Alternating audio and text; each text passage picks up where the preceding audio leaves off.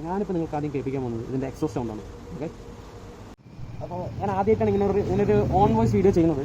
കാരണം എന്താണെന്ന് വെച്ച് കഴിഞ്ഞാൽ ഈ ഒരു സാധനം ഇല്ല, ഒരു രക്ഷയില്ല, അടിപൊളി സാധനം.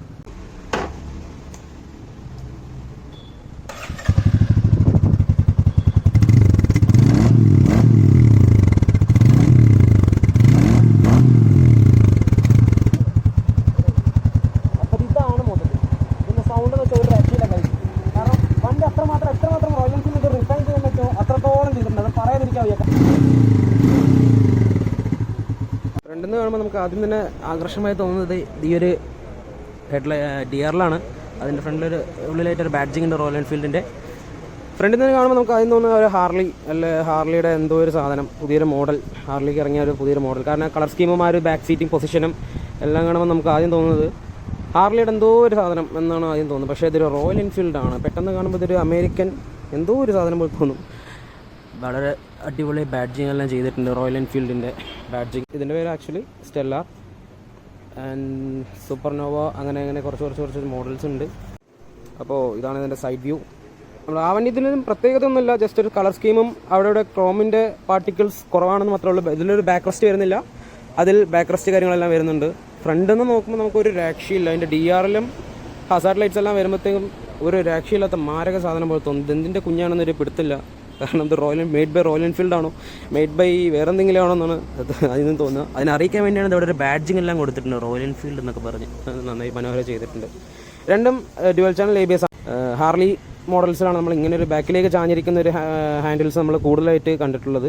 പിന്നെ ആൻഡ് അതിൻ്റെ ഫുഡ് പാക്ക് വരുന്നത് ഡയറക്റ്റ് ടാങ്കിന് താഴെയായിട്ടാണ്. അതായത് റൈഡറിന് ഭയങ്കര വിശാലമായി കിടന്ന് ആസ്വദിച്ച് ഓട്ടിച്ചുകൊണ്ട് പോകാം. നമ്മുടെ ബാക്ക് ഡിസ്കിൻ്റെ സൈസ് പറയുകയാണെങ്കിൽ 270 mm ആണ്. ഫ്രണ്ടിൽ ഉപയോഗിച്ചിരിക്കുന്നത് 300 mm. ഇതിനായിട്ട് കാണാൻ റോയൽ എൻഫീൽഡ് എനിക്ക് തോന്നുന്നു ആദ്യമായിട്ടാണ് ഇത്ര വലിയൊരു ഡിസ്ക് വരുന്നത്. എക്സോസ്റ്റെല്ലാം വളരെ മനോഹരമായി ചെയ്തിട്ടുണ്ട്. ഇതിൻ്റെ ടയർ സൈസ് വരുന്നത് 140 ബാക്കിലേക്കും 100 ഫ്രണ്ടിലേക്കുമാണ് ടയർ സൈസ് വരുന്നത്. നമ്മുടെ ഈ സ്റ്റെല്ലാർ എന്ന് പറഞ്ഞ മോഡലിന് മാത്രമാണ് ഇങ്ങനെ ഒരു ക്രോമിയം ഫിനിഷ് എല്ലാം അവിടെ ആയിട്ട് കാണുന്നത്. ഇതെവിടെ ഉണ്ട്, ഈ ചെറിയ പാർട്സ് എല്ലാം നമുക്ക് ഗാർണിഷ് ചെയ്തപോലെ ക്രോമിങ്ങിൽ സൈലൻസറെല്ലാം. ആൻഡ് ഈ ഒരു മോഡലാണ്. ഇതിൻ്റെ താഴത്തെ ബേസ് വേരിയൻ്റാണ് ഇത്. ഇതിലെല്ലാം ബ്ലാക്കാണ് കാണുന്ന. എക്സോസ്റ്റ് ആയാലും അങ്ങനെ പ്രത്യേകിച്ച് എടുത്തതൊക്കെ കാണിച്ചു തരുന്ന ഒന്നുമായിട്ടില്ല, എല്ലാം ബ്ലാക്കാണ്. ഫുള്ളി കംപ്ലീറ്റ്ലി മാറ്റ് ബ്ലാക്കിൽ വളരെ രസമായിട്ട് ചെയ്തിട്ടുണ്ട്. ഇത് വളരെ രസമായിട്ടുണ്ട് കാണാൻ. ബാക്കിൽ നിന്നെല്ലാം നോക്കുമ്പോൾ ഒരു റിംഗ് ലൈറ്റ് പോലൊരു സാധനം വളരെ രസമായിട്ടുണ്ട്. ഹസാർഡ് ലൈറ്റെല്ലാം ഇൻബിൽറ്റ് തന്നെയാണ്. ആൻഡ് ഒരു ന്യൂജൻ സാധനം ഞാൻ ഓൺ ചെയ്ത് കാണിച്ചു തരാം. അതിൽ ഇതിവിടെ ഒരു റോയൽ എൻഫീൽഡിൻ്റെ സംഭവങ്ങളൊക്കെ വരുന്നുണ്ട്. ഹെൽമെറ്റ് വരുന്നത് ബിൽഡ് ബൈ ഗൂഗിൾ. ഇതിലൊരു ആപ്പ് വഴി കണക്ട് ചെയ്താൽ നമുക്ക് ഈ വണ്ടിയായിട്ട് ലിങ്ക് ആവും. നമ്മളിപ്പോൾ ഒരു നമുക്കൊരു ആപ്പ് ഉണ്ട്, അതുവഴി നമുക്ക് യൂസ് ചെയ്യാം. പിന്നെ നമുക്കിതിൽ ഒരു RPM ഗേജ് വരുന്നില്ല, ടാക്കോമീറ്റർ ഉണ്ട്, പിന്നെ ട്രിപ്പ് ഉണ്ട്, ഫ്യൂൽ ഗേജ് ഉണ്ട്. ഇവിടെയാണ് ഇതിൻ്റെ ബട്ടൺസ് എല്ലാം വരുന്നത്. നമുക്കത് കൺട്രോൾ ചെയ്യാനായിട്ട് ഇത് പ്രസ് ചെയ്യുന്നതോടെ നമുക്ക് കിലോമീറ്റർ ഉണ്ട്, trip A, trip B, trip F. അതിപ്പോൾ ഓഡോമീറ്ററാണ്. നമ്മുടെ ഫ്യൂൽ ഗേജ് വരുന്നത് ഇവിടെയാണ്. പിന്നെ സ്പീഡോമീറ്റർ, പിന്നെ അത്യാവശ്യം വാണിംഗ് ലൈറ്റ്സ് എല്ലാം ഇവിടെ വരുന്നുണ്ട്. പിന്നെ ഇതിൻ്റെ മെയിൻ സംഭവമാണ് ഇതിൻ്റെ എക്സോസ്റ്റ് നോട്ട്. ഞാൻ കേൾപ്പിച്ചു തരാം. പണ്ടത്തെ നമ്മുടെ റോയൽ എൻഫീൽഡ് 350 സീരീസ് സ്റ്റാർട്ടാക്കുമ്പോൾ തന്നെ ഹാൻഡിലും നമ്മുടെ ടാങ്കെല്ലാം വൈബ്രേറ്റ് ചെയ്ത് കളിക്കുമായിരുന്നു. അപ്പോൾ അതൊരു വൈബ്രേഷൻ ഇല്ല. വളരെ ഫാക്ടറെല്ലാം അടിപൊളി. ഓഫാക്കാനാണ് ഇതാണ് ഞാൻ കാണിക്കുന്ന അടുത്ത ഒരു വെറൈറ്റി സാധനം. ഇതൊരു കിൽ സ്വിച്ചാണ്. ഇത് യൂസ് ചെയ്യേണ്ടത് എങ്ങനെയാണെന്ന് വെച്ച് കഴിഞ്ഞാൽ ഇതിപ്പോൾ ഓഫാണ്, എഞ്ചിൻ ഓഫ്. ഇതിപ്പോൾ എഞ്ചിൻ ഓണാണ്. ഇങ്ങനെയാണ് പുതിയ വണ്ടി സ്റ്റാർട്ടാക്കുന്ന ഒരു രീതി. വളരെ രസമായിട്ടുണ്ട് കാണാൻ. അതുപോലെ തന്നെയാണ് ഈ ഒരു സൈഡിലും ഹെഡ്ലൈറ്റിൻ്റെ സ്വിച്ചസ്. ഇത് high, low and fast light. ഒരു horn, normal Royal Enfield horn തന്നെയാണ്. എനിക്ക് ഭയങ്കര ഇഷ്ടപ്പെട്ടു. കാരണം ഇതൊരു നല്ല രസമായി ഓപ്പൺ ചെയ്യാൻ പറ്റുന്ന സാധനം. അപ്പോൾ ഇതിൻ്റെ ഫ്യൂൾ ടാങ്ക് കപ്പാസിറ്റി എന്ന് പറഞ്ഞാൽ 15 ലിറ്റേഴ്സാണ് ഫ്യൂൾ ടാങ്ക് കപ്പാസിറ്റി.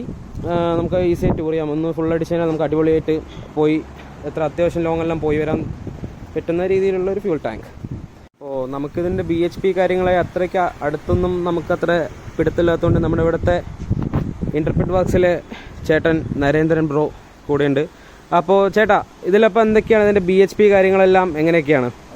നമുക്ക് റോയൽ എൻഫീൽഡിൻ്റെ നമ്മൾ പറഞ്ഞിട്ടുണ്ടാവും. Royal Enfield 350cc air oil cooled പുതിയ എഞ്ചിനാണ്. അപ്പോൾ ഇതിൽ നമുക്ക് BSP എന്ന് പറയുന്നത് 20.2 BSP ആണ് വരുന്നത് 6000 RPM. അതേപോലെ 27 Nm ടോർക്കാണ് വരുന്നത് at 4000 RPM. ഓക്കെ ഗൈസ്, അപ്പോൾ ഇതാണ് അതിൻ്റെയൊക്കെ സ്പെസിഫിക്കേഷൻ. ഞാൻ ഈ സ്പെസിഫിക്കേഷൻ പറഞ്ഞ് വെറുപ്പിക്കാത്ത വേറെ ഒന്നുമല്ല. നിങ്ങൾ പറയും ഞാൻ വലിയ സ്ട്രെല്ലാണ് എന്നൊക്കെ എനിക്കൊരു ചീത്തപ്പേരുണ്ട്, ഭയങ്കര റിവ്യൂ ഒക്കെ പോലെ പറയുന്നുണ്ട്. ഞാൻ ഈ വീഡിയോ ചെയ്യാൻ തന്നെ കാരണം ഇത് വളരെ ഇഷ്ടമായി, എനിക്ക് ഈ വണ്ടി ഭയങ്കര ഇഷ്ടമായി പേഴ്സണലി.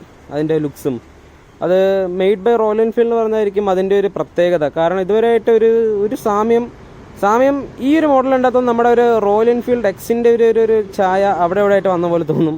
പക്ഷേ ഇതൊരു മുതൽ, അത് പറയാതിരിക്കാൻ വയ്യ ഗൈസ്.